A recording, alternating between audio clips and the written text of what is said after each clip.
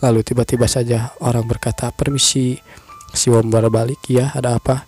Rupanya itu adalah orang yang ditolong Siwo di Dungeon Explosion sebelumnya. Dia dengan tersenyum dia berkata, "Ya, jadi kau di rumah sakit ini juga," ucap Siwo. "Bagaimana keadaanmu?" "Ya, alhamdulillah aku baik-baik saja," kata si bapak. "Untungnya rumah sakit juga bilang tidak ada masalah pada diriku." Ya, aku senang mendengarnya. Lalu, "Bapak, kakak ini siapa?" Seseorang berkata seperti itu. "Seseorang yang sedang mengenyot permen. Dia adalah orang yang menyelamatkan hidupmu." "Kakak ini," kata si anak itu. "Wah, kakak ini yang tinggi ini. Terima kasih telah menyelamatkan nyawa ayahku, kakak." Sambil tersenyum dia berkata seperti itu. Di sana dia juga melihat si Blackie yang sedang bermain.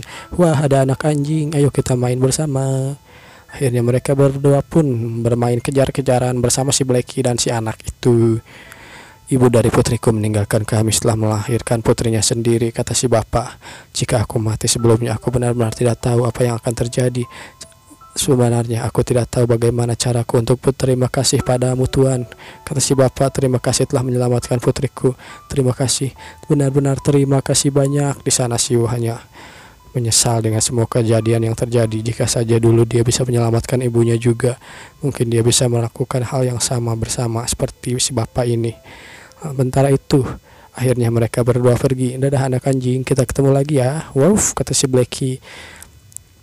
Lalu tiba-tiba saja dia ada yang berkata, "Opa." "Iya, Upin, Ipin." Upin, Ipin.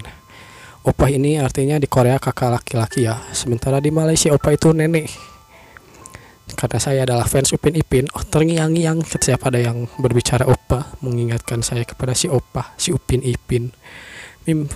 Si adik berkata, "Mimpi tentang di mana hari ibu meninggal biasanya. Dia terlihat di mimpi itu sangat sedih, tetapi dia terlihat seolah-olah seperti ingin mengatakan pada kita, namun tidak bisa," kata si adik. "Tapi kali ini berbeda, opa." Dia bilang, "Terima kasih." Ketika aku bertanya apa yang membuatnya berterima kasih, dia hanya bilang terima kasih. Siwo hanya menundukkan pandangannya sambil mengingat-ingat tentang ibunya. Lalu si adik juga berkata, "Sekarang sepertinya dia tidak akan datang menemuiku lagi." Namun di sana Siwo berkata, "Ayolah, tetap saja. Aku masih berharap dia datang sekali lagi. Iya, sejak dia meninggalkan kita dulu, tidak apa-apa meskipun menyedihkan. Aku masih memilikimu, kakak. Dan si Blackie juga ada di sini." Lalu Siwo melihat pandangannya ke langit sambil membayangkan dan menarik nafas panjang-panjang. "Alhamdulillah semua baik-baik saja," kata Siwo. "Mulai tahun depan, di nama Syeah berulang tahun, semua hal akan sedikit lebih berubah dari sebelumnya. Andai saja aku bisa bergerak lebih cepat, mungkin aku bisa menyelamatkan tanpa harus menanggung ledakan yang pernah terjadi sebelumnya." Siwo sambil membayangkan itu. "Lalu jika itu terjadi pada Hercules, ya aku tidak bisa menghancurkan ledakan itu saja. Dia pasti akan diam berdiri di tempatnya lalu menghancurkannya dengan jari telunjuknya saja mungkin. Ayolah, antar kelas S juga mungkin tidak akan melakukan itu, karena kebetulan aku mendapatkan subscriber gratis. Apa aku sekarang harus mensubscribe seseorang yang lebih cepat ya? Lebih cepat dari sebelumnya. Aku harus mengkhususkan pada gerakan." Namun Siwo saat mencari orang yang lebih cepat sesuai dengan dugaanku saat seperti ini, aku harus bertanya pada Hercules. Lalu dia ngechat kepada Hercules dan tiba-tiba saja Hercules datang. "Apa kamu memanggilku guru?" kata si Hercules. "Hah?" Si Siwo yang benar-benar kaget. "Apaan ini? Kenapa kau tiba-tiba seperti ini? Apakah sedang olahraga? Keringatmu banyak sekali. Hari ini adalah Big Three, jadi aku terlambat untuk memanggilmu kembali." Aku tidak menyangka dia akan melewatkan olahraga Big Three-nya untuk datang ke tempat ini dengan cepat. Aku sangat senang karena kau membantu menaikkan video dalam video Sping sebelumnya. Oh ya, ngomong-ngomong, berapa pukulan yang kau lakukan? Ya, mungkin aku kehilangan beberapa jumlah massa di ototku karena aku sedang fokus pada video akhir-akhir ini, tapi sekarang aku hanya bisa melakukan 34 megaton. 34 megaton. Saya yang kaget itu. Apakah benar, bukankah 1 megaton sama dengan jumlah energi 1 juta ton TNT nuklir itu? Berarti dalam sekali deadlift Hercules melakukan 34. Tidak bisa dibayangkan apa yang bisa terjadi dengan dunia ini melepaskan jumlah energi sama dengan 30 juta TNT. Omong kosong macam apa ini? Sebenarnya aku ini lagi ngobrolin apa sih sama si Hercules, kata Siwo. Aku pasti memanggilmu di waktu yang salah, kata Siwo. Ayolah, tentu saja aku harus datang ke tempat ini dengan cepat. Ketika kau memanggilku guru, tolong berbicara dengan nyaman sebelumnya, kata Siwo. Lalu Shio berkata, ya karena aku merasa tidak nyaman. Bagaimana aku bisa melakukan itu? Aku harus berbicara dengan nyaman ya, kata Hercules. Jadi kenapa kau memanggilku? Akhirnya Hercules pada masuk ke mode biasanya. Sejujurnya aku tidak merekomendasikan untuk memperbanyak latihan footwork atau pelatihan seni bela diri secara terpisah, kata Hercules. Bukankah kau sedang mempelajari seni tarung dewa milikku? Dalam seni tarung dewa milikku bukan hanya footwork yang dilibatkan, tetapi seni bela diri yang mencangkup seluruh bagian tubuh. Kau tahu, jika kau sudah menguasai semuanya, bergerak cepat mungkin hanya tingkat remeh bagiku, karena aku tidak melepaskan seni tarung dewa begitu saja, kata Shio. Sepertinya aku tidak perlu mempelajari trait khusus bela diri ya. Tapi omongannya dipotong oleh Hercules. Jika kau hanya ingin mencoba untuk meningkatkan kecepatan, seharusnya nggak apa-apa sih ada seseorang yang ingin kurekomendasikan padamu. Benarkah? Otot yang dibutuhkan untuk menunjukkannya tak terbatas pada otot lengan saja. Kau tahu, dimulai dari tubuh bagian bawah itu membutuhkan kedua sama sekali seluruh tubuh, termasuk seni dari bahu dan pinggang. Inilah pentingnya kenapa otot bersinergi perlu ditekankan, dan seni tarung akan menyempurnakan susunan gerakan tersebut dalam secara keseluruhan. Mudahnya, jika kau mempelajari trait yang hanya membuatmu semakin cepat, bukan hanya itu akan mengganggu seni bela diri dari seni tarungmu dewamu, tetapi kau juga akan hanya membuatmu semakin cepat. Oke? Itu akan meningkatkan performamu dalam seni tarung dewa. Di sana Shio berpikir, sebuah trait yang tidak akan mempengaruhi pergerakanku tapi hanya menambah kecepatan. Seharusnya itu nggak apa-apa kan? Lalu Hercules juga menambahkan, jika itu terjadi kemungkinan akan bisa menggunakan seni tarung dewa lebih baik dariku. Benarkah itu? Ya yolah, itu tidak mungkin. Hahaha. Hei ayolah, kau tidak akan menciptakan seluruh trait terbaik dari para dewa, bukan hanya dengan dirimu sendiri. Kau tidak akan mengumpulkannya. Itu tentu saja suatu yang layak untuk ditunggu. Jika kau terus berlatih, maka kau akan bisa melampaui para dewa sialan itu, kata Hercules. Begitukah? Aku bahkan tidak bisa membayangkannya, kata Shio. Latihan macam apa yang harus kulakukan untuk mengalahkan para dewa? Lalu bagaimanapun juga, apakah ada dewa kecepatan? Aku tidak bisa memikirkan siapapun secara rinci, kata Shio. Sebelum itu aku subscribe channel. Aku tidak tahu trait apa yang akan kupelajari. Jika aku bisa subscribe-nya, itu mungkin lebih mudah. Namun tiba-tiba saja terpikir sesuatu. Hercules berkata, haruskah aku rekomendasikan satu channel? Bagaimana kalau channelnya Hermes? Hermes? Maksudmu merek tas? Bukan dong, bukan Hermes merek tas. Bahkan, kata Hercules maksudnya, aku tidak pernah bisa menangkap Hermes jika dia sudah merencanakan untuk melarikan diri loh. Hermes, seorang dewa yang muncul dalam mitologi Yunani Romawi seperti Hercules, salah satu dari ke-12 dewa Olimpian yang terkenal sebagai dewa kecepatan. Tetapi seorang dewa Yunani utusan daripada dewa Olimpian karena kecepatannya yang luar biasa. Selain kecepatannya, aku juga ingat Hermes melakukan sesuatu, tapi trait yang terkenal lainnya adalah, ya, itu adalah penipuan. Aku mencoba membunuh dia meskipun dia mencoba menipuku, tapi aku tidak pernah menangkapnya karena dia terlalu cepat, kata Hercules. Ya, tentu saja. Setelah dia menipu Zeus mengatakan kata-kata itu, Zeus mulai melemparinya dengan petir. Namun dia bisa menghindarinya dengan kecepatannya. Tidak ada yang mengenai Hermes mungkin itu. Sekali saja pun tidak mungkin. Mungkin dia tidak mengenai Hermes bahkan sekali saja, kata Shio. Kecepatan orang itu memang bukan main. Aku harus berpikir dengan hati-hati, kata Hercules. Jika dia cukup luar biasa untuk menghindari pukulan Hercules, bagaimana ya aku mengatakannya? Apa aku harus mensubscribe-nya secepat mungkin? Mungkin tidak ada hal yang perlu kucemaskan. Lalu dia melihat channel Hermes sambil dia melihat-lihat tentang konten videonya. Tapi untuk menipu ya, bagaimana kalau trait yang kudapatkan bukan kecepatan tapi malah menipu? Karena Hercules merekomendasikannya. Jika hal buruk terjadi padaku, aku akan memeras Hercules untuk melakukan subscription lagi padaku. Lalu channel Hermes berhasil di-subscribe. Anda mendapatkan super speed level SS plus. Lalu Shio berkata, wah, super speed level SS ya, lumayan. Dia terkejut. Namun saat dia melihat video-video milik Hermes yang kebanyakan isinya adalah prank lalu penipuan, mencoba untuk menjebak pemotong kayu, menjatuhkan kampaknya, aku mencoba untuk menjebak Solomo supaya menebak ibu mana yang asli. Benar-benar konten-kontennya benar-benar video prank semua ya. Shio hanya bisa kagum dengan kejeniusan Hermes. Lalu dia pun merasa sedikit takut dengan semua yang terjadi. Semuanya berhubungan dengan penipuan. Apa aku akan mendapatkan tren seperti ini ya nanti? Tidak mungkin untuk meningkatkan profesienku pada video seperti ini. Apa profesiensiku akan meningkat jika aku bertambah cepat atau semakin banyak menipu orang ya? Siwo yang kebingungan tentang hal itu.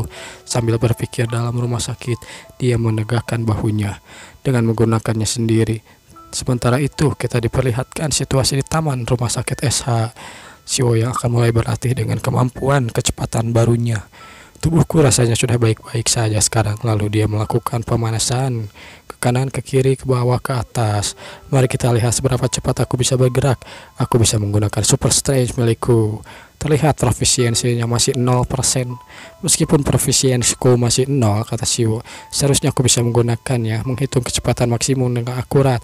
Siwo yang bersiap-siap mengeluarkan auranya di dalam kaki. Lalu das! Siwo bergerak dan beberapa ledakan kecil terjadi. Siwo lalu berhenti di suatu tempat. Akhirnya Siwo menengok ke belakang karena impulsif masa kecepatan beban dan alami rasanya bukan main. Tubuhku serasa terbebani dengan kecepatanku sendiri. Namun saat Siwo melihat ke belakang, dia terkejut dengan sesuatu. Apa-apaan ini? Gunung dan pemandangan familiar ini.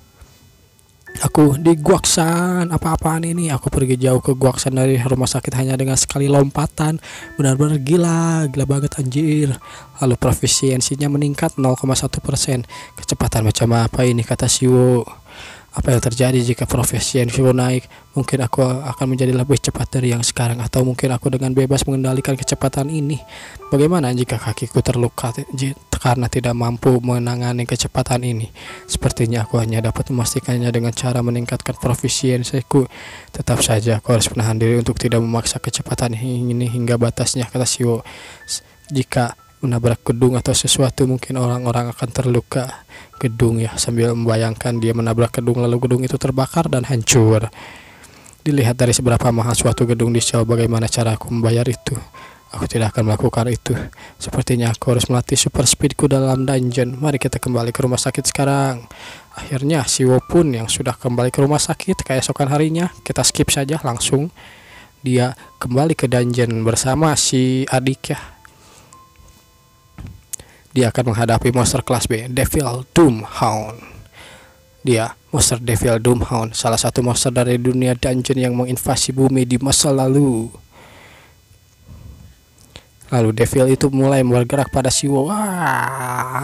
Di sana Siwo hanya diam saja. Hyung Nim, mereka sudah mulai bergerak, hati-hatilah, kata orang itu. Namun di sana Siwo hanya menundukkan kepalanya sambil bersiap-siap.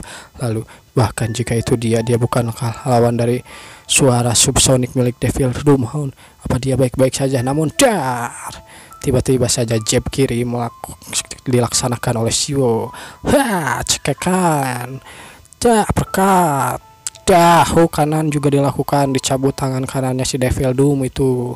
Namun di sana orang yang merekam itu, kameramen, langsung apa itu, gerakan macam apa itu? Lalu Siwo yang masih belum berhenti memegang kepala si Devil Doom. Kecrak, melemparkannya begitu saja, lalu membantingnya lagi.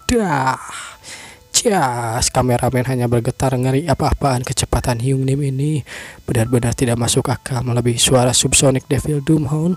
Ini benar-benar dengan kecepatannya Siwo terus membantai para Devil Doom itu. Kecerak, dengan berlumuran darah Devil Doom. Siwo yang sudah selesai bertanya pada si kameramen, apakah sudah selesai merekamnya? Bagaimana hasil rekamannya? Sambil melihat handphonenya sendiri, super speednya menambah 0,38 dan ditambah 0,28. Profisiensiku meningkat ya, terima kasih. Batas dari kecepatanku, kemampuanku mengendalikan kecepatan juga lumayan meningkat. Aku sudah cepat, tapi apakah aku bisa bergerak lebih cepat dari ini? Sudah seharusnya aku menguasai ini, bukan melampaui bahkan Hercules sekalipun. Bagaimanapun juga, apa yang harus kita lakukan mengenai ini, kata Siwo. Maafkan aku Hyung Nim. Namun saat dia melihat videonya, bahkan editing tidak akan membantu video ini terlalu cepat. hanya memperlihatkan anginnya saja, jadi kita tidak bisa membuat video apapun dari ini. Apa aku terlalu berlebihan bagi Jun untuk mengejar super speed dengan matanya sendiri? Aku bahkan perlu meningkatkan profisiensiku, jadi aku tidak bisa membuat video seperti ini, kata Siwo. Sepertinya aku harus sering melatih dia, karena Jun adalah hunter rank A.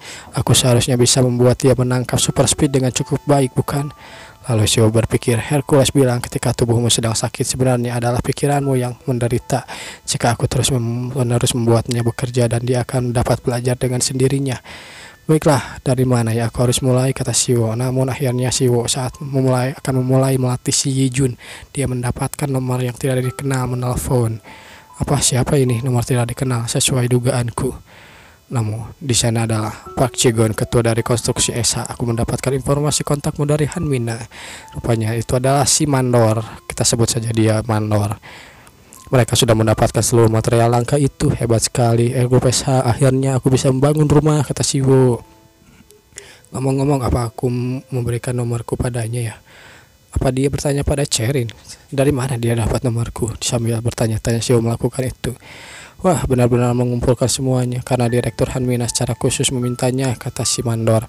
Aku mengeluarkan semua material itu dari gudang loh. Dari gudang, meski kami tidak langsung membutuhkannya, perusahaan kami menyiapkan beberapa material sebelumnya, kata si Mandor. Jadi kami bisa mulai membangunnya, dan setelah ini kami semua harus diperlukan.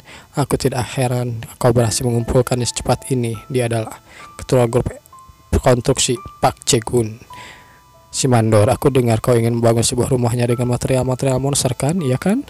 Ya, itu rencanaku, kata Siwo. Menggunakan material monster tentu saja akan meningkatkan ketahanan bangunanmu. Tapi ketahanan itu bukan hanya tentang membangun sebuah bangunan. Jika itu tidak bisa dikerjakan, maka aku akan merubahnya. Apa? Kata si Mandor.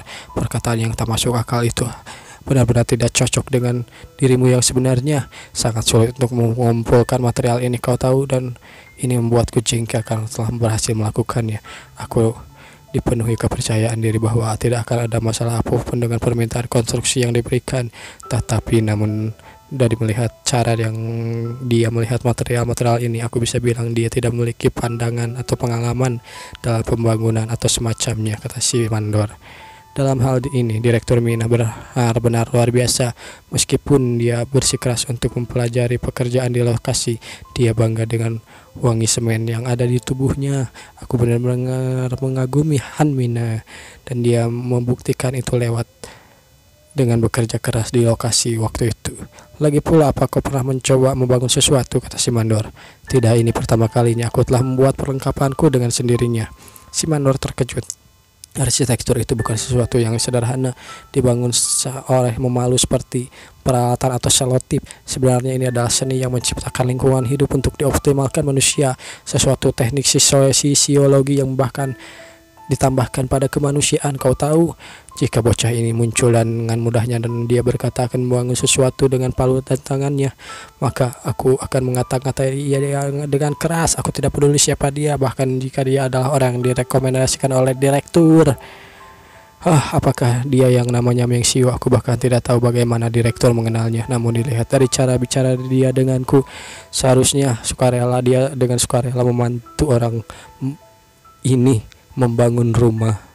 Mungkin dia tidak akan menyediakan material-material konstruksi, tapi dia mengajari tentang hal konstruksi. Apakah kau sudah menggambar blueprintnya, kata si Mandor. Ya, secara kasar sih iya, kata Siwo. Lalu, apakah aku bisa melihatnya untuk seperti apa rumahmu yang akan kau bangun? Ya, itu juga secara kasar sudah kau pikirkan, kata Siwo.